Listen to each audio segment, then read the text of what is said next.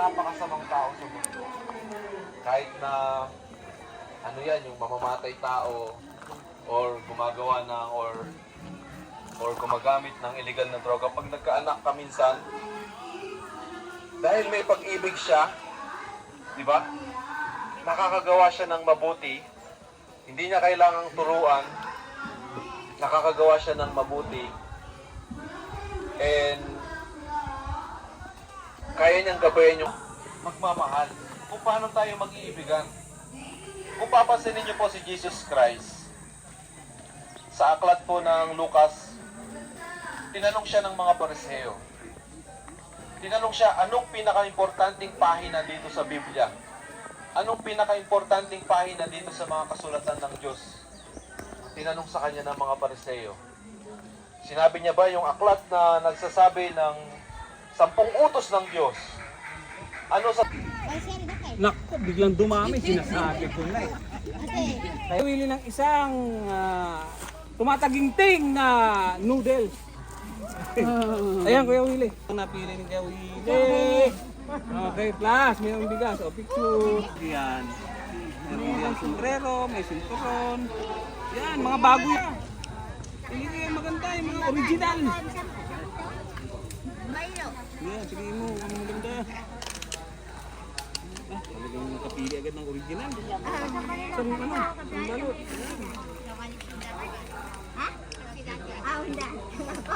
Telo lang, ating telo.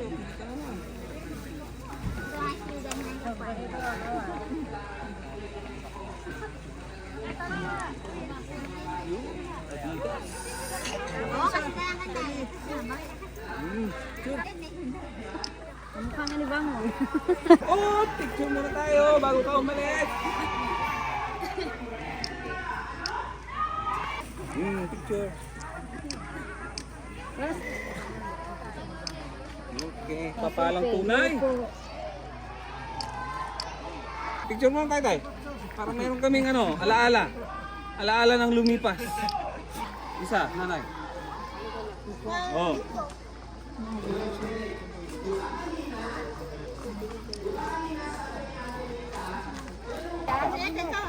Bumote. Ah, siguraduhin may nakasulat. Aga na, pili.